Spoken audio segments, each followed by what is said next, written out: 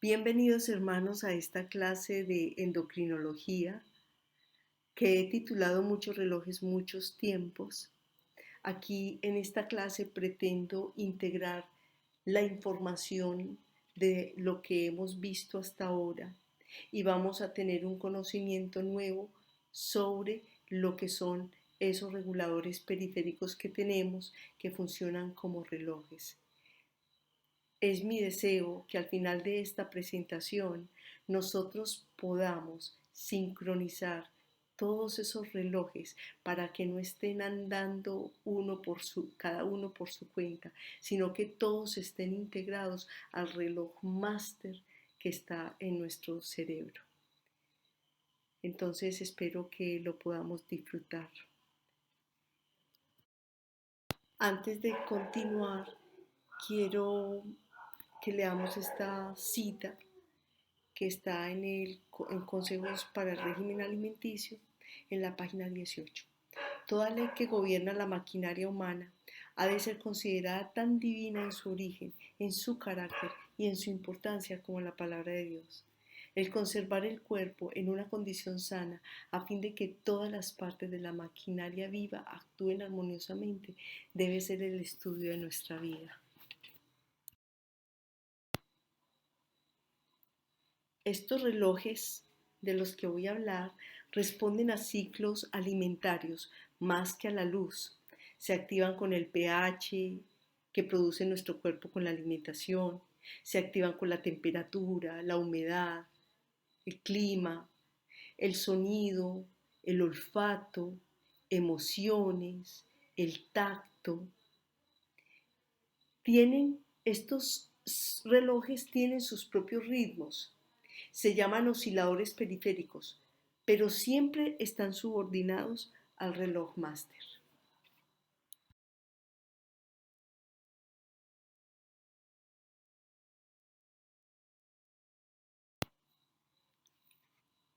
Los relojes periféricos están presentes en el esófago, en el estómago, en las células sanguíneas, en el hígado, en el olfato, en el bulbo olfatorio, en el timo, en el pulmón, en las células de la piel, en los riñones, en las suprarrenales, en el vaso, en el corazón, en la próstata.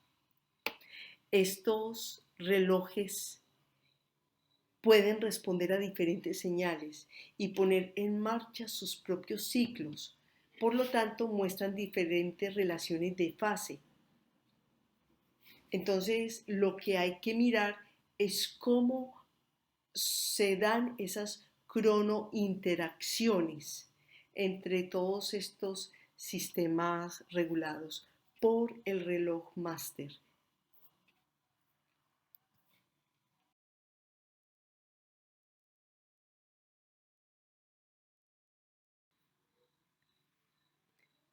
Ese reloj maestro, ubicado en el núcleo supraquiasmático del hipotálamo, es el que controla la fisiología y el comportamiento. Se controla directamente a través de este reloj que recibe las señales, ya sea luminosas o de oscuridad, de la información que le ha transmitido la pineal. Esa ya la conocemos. Entonces, este núcleo supraquiasmático también va a recibir información del medio ambiente a través del olfato, a través del oído, a través de las emociones, a través de la homeostasis, a través de lo que es el clima, etcétera.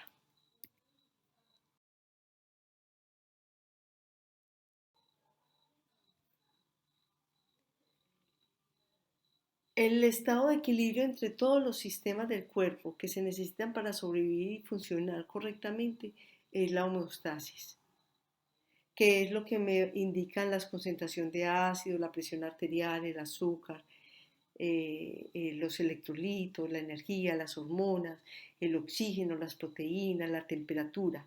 Todo esto se ajusta constantemente para responder a cambios en el interior y en el exterior del cuerpo. De esa manera todos los sistemas se mantienen en un nivel normal. Entonces ese ritmo de sueño-vigilia está integrado por una información muy amplia.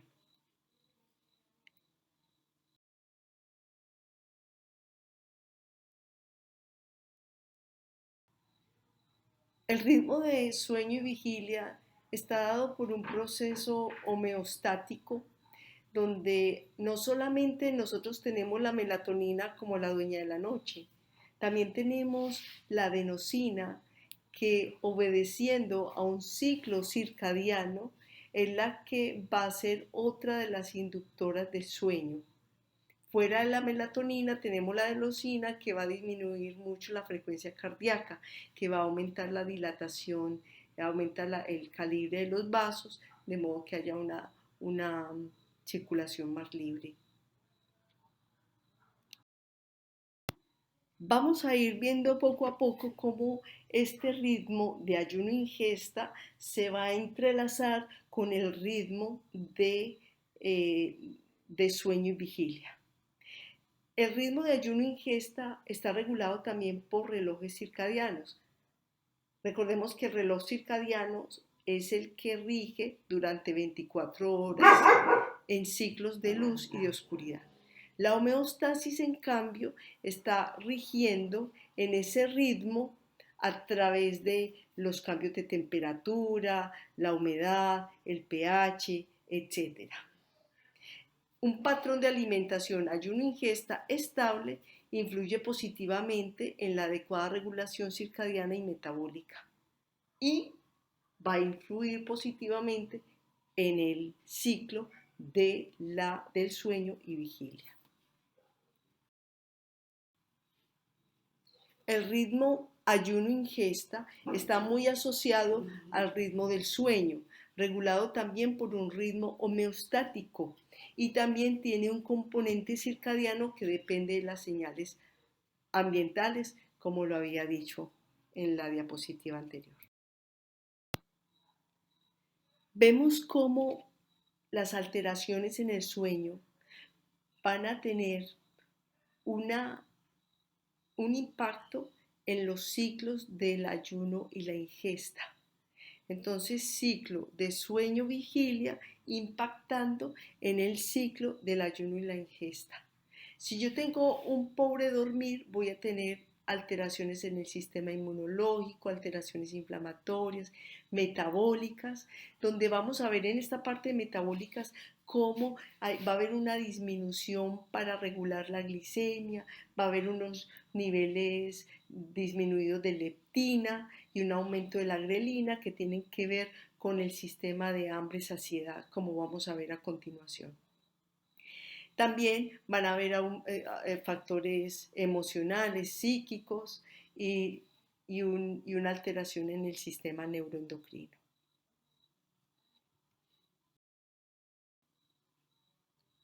Para ver esto más a fondo, vamos a ver que el control del apetito está dado por tres hormonas: la leptina, producida por el tejido adiposo, la insulina, producida por el páncreas, y la grelina, producida por la cámara gástrica.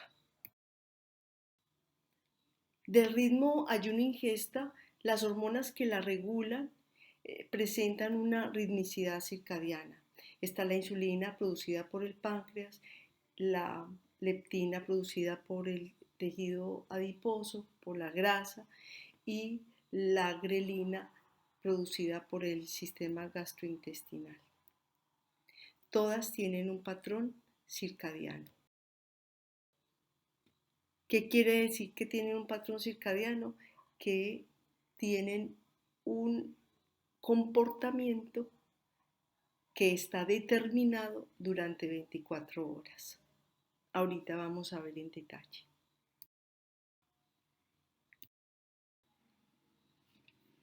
La leptina. El tejido adiposo blanco genera la leptina. Imaginemos que nos alimentamos como unos chanchitos durante varias semanas. A medida que comemos más, las células grasas se van llenando más de colesterol y triglicéridos, lo que incrementa el aumento de leptina porque está produciéndose mucho tejido adiposo, entonces aumenta la leptina, cuando tiene unos niveles muy altos, entonces va al cerebro y el cerebro recibe la información de que tu organismo está saciado y que no hay más, que no se debe comer más porque los depósitos están llenos. Ahora, imaginemos que por el contrario te alimentas por debajo del nivel de mantenimiento durante semanas. Entonces, vamos a secretar muy poca leptina y nuestro cerebro, por lo tanto, va a percibir que la leptina está muy baja y esta vez no tienes tus depósitos llenos. En este caso, el hipotálamo percibe este descenso e incita a comer a la persona.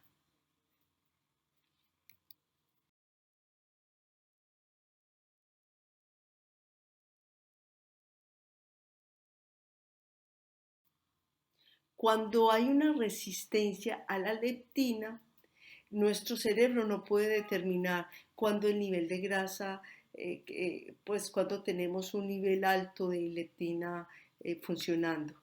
Si esta señal está dañada, las personas están obesas, solo pueden recurrir al autocontrol. Pero si eres de esas personas que se sobrealimentan, debes de saber que entre más te alimentes, más subirán tus triglicéridos y tu leptina seguirá aumentando.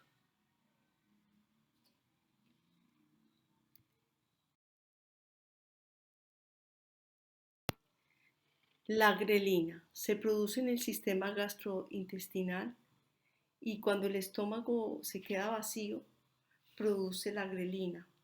Esta se va por el torrente sanguíneo, llega al cerebro, le da la información de que está baja la grelina, o sea que el estómago está vacío, así que viene la sensación de hambre.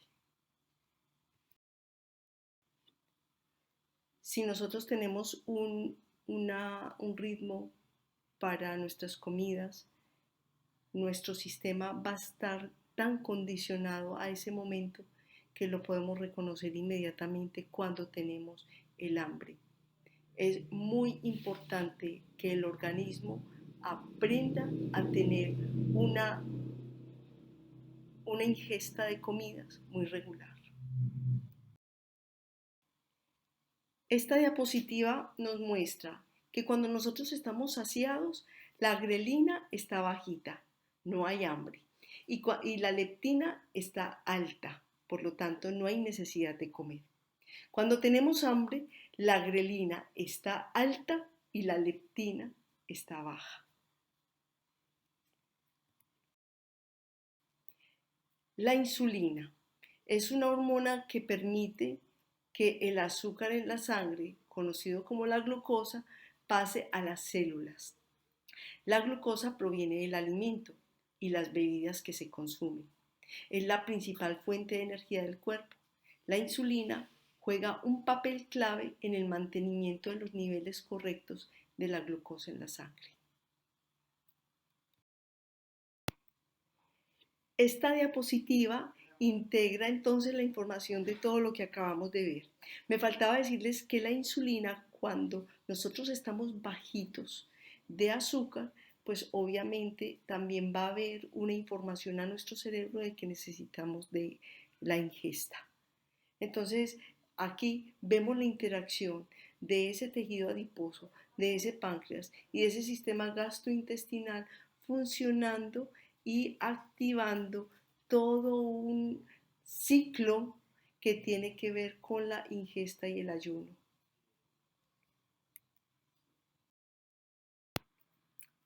Este cuadro aquí es solamente para mostrarle cómo son, cuáles son las hormonas implicadas en la regulación de la ingesta. Unos son los que inducen al apetito y otros son los que lo apagan.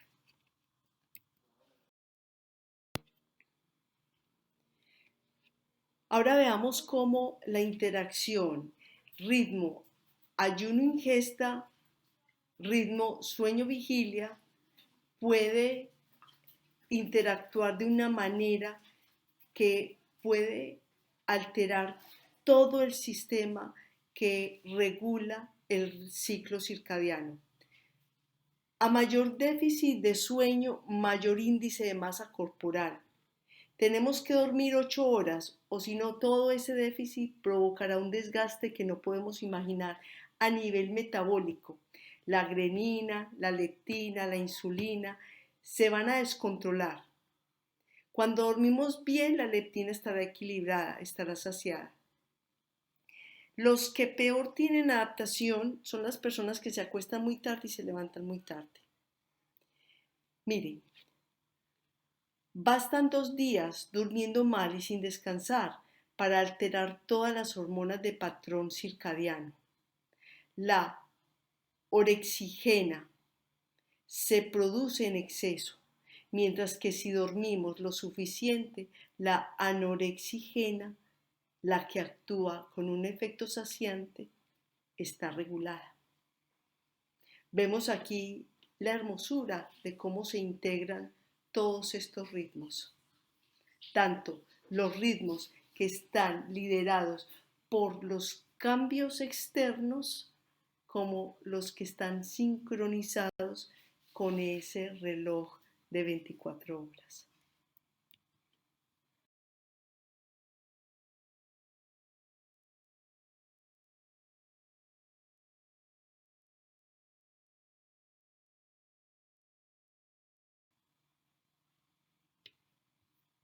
Aquí está un cuadro de cómo influye el ritmo circadiano en la función digestiva para el que lo quiera mirar un poco más.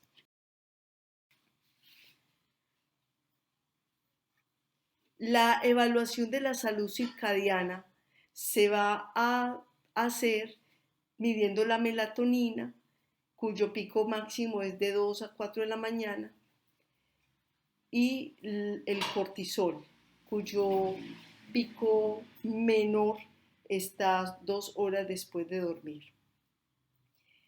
También esto se va a medir con la temperatura periférica y la central.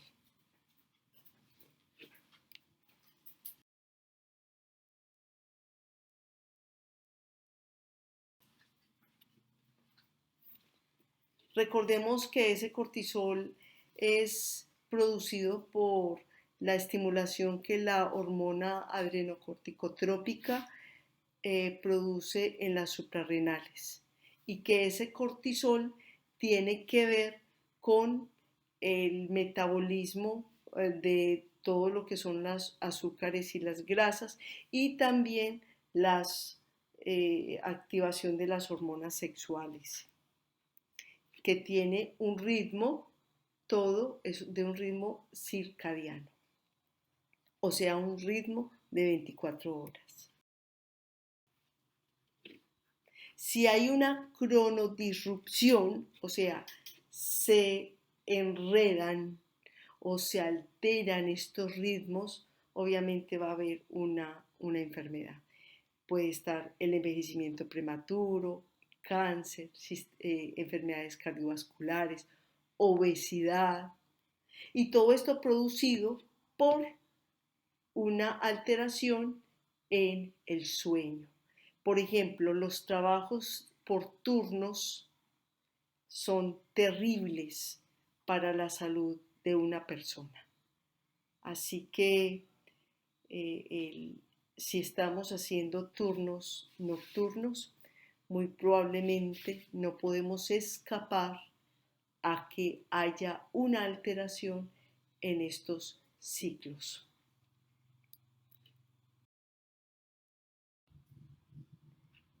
Quise incluir esta pequeña sección de lo que es la cronobiología de la nutrición,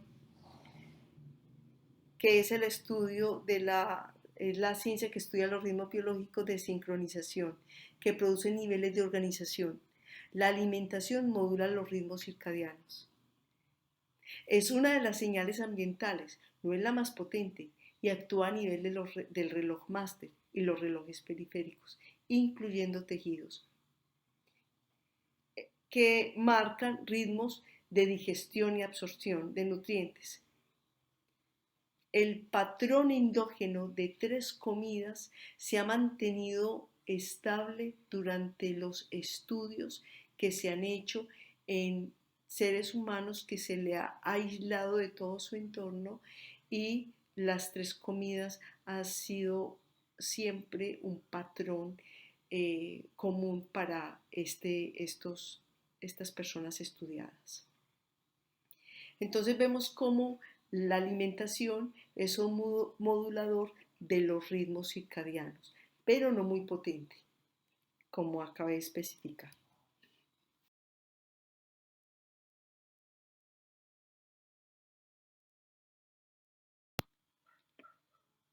Vemos cómo estos relojes se pueden alterar solamente con el estrés, la fiebre, la hipoglicemia aguda, también con el mal dormir, dormir mucho, dormir poco, comer demasiado, irnos llenos a la cama. Todo esto va a alterar esos reguladores periféricos que modulan el reloj mayor. Miren la importancia de un simple detalle como no irnos a la cama llenos va a ayudarnos a empezar a sincronizar el reloj. Se sabe, por ejemplo, que hay tumores hormonodependientes. Por ejemplo, el paciente con cáncer de próstata o cáncer de mama, por lo general, tienen bajos niveles de melatonina. Entonces hay una hipótesis que es hipótesis LAN, en inglés es Light at Night, o sea, luz en la noche. Y se supone que cuando hay luz en la noche, los pacientes que se exponen mucho a la luz nocturna, entonces tienen más incidencia de tener este tipo de cánceres. Todas las hormonas dependientes del ciclo circadiano pueden verse afectadas por el ciclo luz-oscuridad. Aquí vemos una gráfica de cómo la luz va a influir en la pineal para que no produzca tanta melatonina y esta influye sobre estos órganos tanto de los ovarios como de la próstata. Ustedes pueden ver después como con más detalle las gráficas. Esos relojes se pueden ver alterados por la polución lumínica. El 51% de la población mundial vive en áreas con un nivel de iluminación nocturna por encima del umbral de polución lumínica. Entonces, esto puede provocar alteración en el equilibrio de especies depredadoras que ya no pueden cazar porque hay mucha luz o no se pueden aparear, también alteraciones en las migraciones. Y bueno, esto en los animales y en nosotros, pues ya hemos visto también las consecuencias.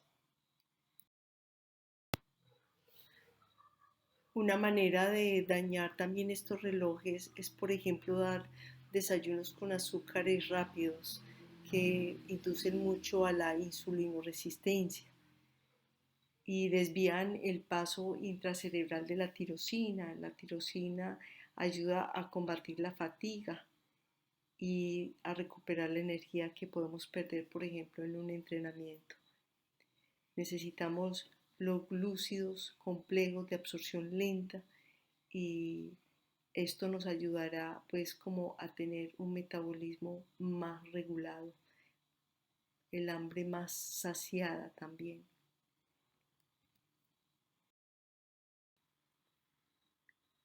Una manera de proveer para que esos relojes se mantengan sanos es proveer una cena liviana con verduras y hortalizas. No debemos meter muchos glúcidos ahí para que no haya una secreción nocturna de insulina. Recordemos que la insulina debe estar apagadita, mermadita durante la noche, puesto que el cortisol se va a apagar, entonces no va a haber secreción de insulina. Así que si nos acostamos con la insulina trabajando, pues va a ser terrible y va a impactar, como ya hemos visto, en nuestro en nuestros ritmos de sueño, vigilia, ingesta y ayuno. Entonces, comer tarde provoca cronodisrupción. Por la noche hay más insulinoresistencia. Comer o cenar tarde altera la microbiota. El dejar de cuidar la maquinaria viviente es un insulto infligido al Creador. Existen reglas divinamente establecidas, como las que hemos visto, que si se observan, guardarán a los seres humanos de la enfermedad y la muerte prematura. Debería de ser en estos momentos entonces nuestro anhelo sincronizar todos los relojes, todos esos moduladores con el reloj máster. Hemos visto en clases anteriores cómo nuestra microbiota se conecta con nuestro cerebro a través de un sistema del nervio vago, donde la microbiota está produciendo más del 90% de la serotonina que tenemos. Así que una de las maneras de cómo vamos a sincronizar nuestro reloj periférico es empezar con el cuidado de nuestra microbiota. Hemos visto cómo podemos producir una buena cantidad de serotonina cuidando nuestra microbiota, con una adecuada ingesta de proteínas, con una adecuada exposición a la luz solar, etcétera. Esto yo creo que ya lo tenemos muy claro. Igual con la melatonina.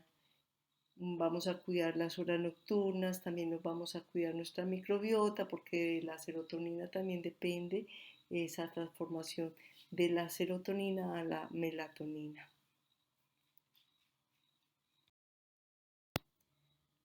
Recordemos esta diapositiva del nervio vago, que es ese nervio que recorre todos nuestros órganos, los pulmones, el corazón, el hígado, el páncreas, las suprarrenales, el riñón.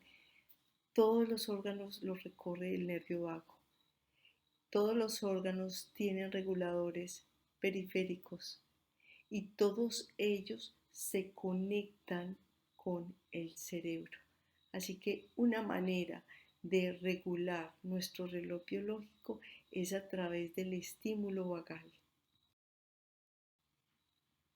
Recordemos que el reloj maestro anticipa y adapta nuestra fisiología a las diferentes fases del día. Nuestro reloj biológico ayuda a regular todos los patrones de sueño, la conducta alimentaria, la liberación de hormonas, la presión arterial, la temperatura corporal. Todo esto se une en una sola orquesta. Vamos a estimular esta sincronización con los aromas naturales. Por favor, desechen todos esos frascos de sustancias químicas que solamente van a producir irritabilidad, cambios en la conducta. Importante que recuperemos esta venida del alma. La música, el hermano Javier ya nos está dando todo ese conocimiento de cómo la música va a activar todos nuestros centros del pensamiento, de las emociones. Como dice estos neurólogos, ellos no podrían activar, generar una emoción como lo haría una canción. Así que empecemos a vibrar con las alabanzas. Recordemos las células espejo, las neuronas espejo. Recordemos la necesidad de nosotros de mirarnos en Cristo, en su palabra, para que día a día Cristo esté creciendo en nosotros.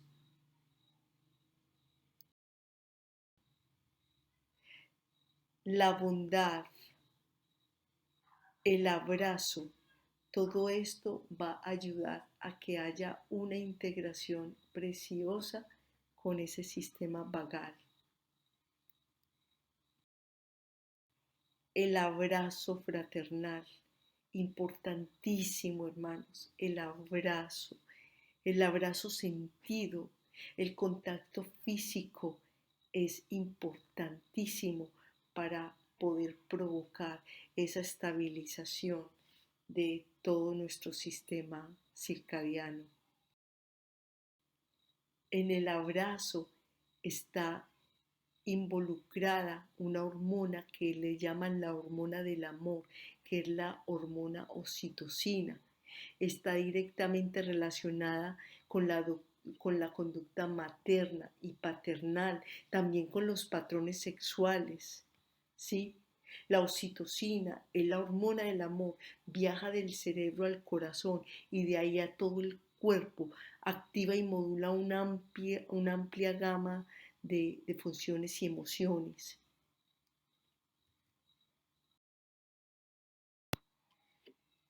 Promovamos las actitudes que promueven el altruismo, la compasión, la gratitud, el amor y la felicidad. La otra vía del alma es la boca. No es solamente lo que hablamos, es también lo que comemos. Así que empezar a hacer un alto, mirar qué es lo que estamos hablando y qué es lo que estamos consumiendo. Para estabilizar ese reloj circadiano, también es necesario que tengamos la regularidad de la ingesta en 3 comidas o en 2, según sea el caso. Recordar una cita muy importante. Después que se ha ingerido la comida regular, debe dejarse que el estómago descanse 5 horas. Ni una partícula de comida debe ser introducida en el estómago hasta la siguiente comida. En este intervalo el estómago efectuará su trabajo y estará entonces en condición de recibir más alimento. Consejos del régimen alimenticio, página 212, párrafo 4.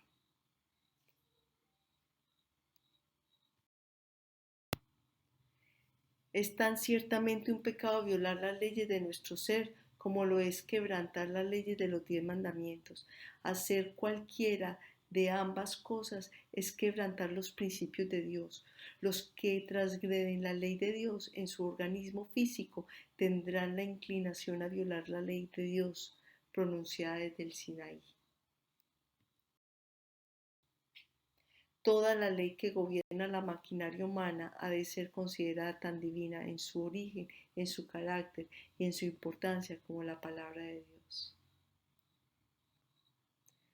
Hay una acción que podría sincronizar todos los tiempos con el reloj máster. ¿Estamos preparados para tomar esa acción? Sabiendo que Salomón nos dice que todo tiene su tiempo y todo lo que se quiere debajo del sol tiene su hora. Estoy hablando de la hora de dormir. ¿Cuál será la hora más conveniente para que un niño se vaya a la cama? ¿Un niño de la ciudad? ¿O para un adulto de la ciudad? ¿Cuál sería la hora? Tenemos una tabla acá de lo que debe de ser lo recomendable y lo aceptable en horas de sueño. Cuando vivimos en el campo, estoy hablando del campo que no está tan contaminado por la luz artificial,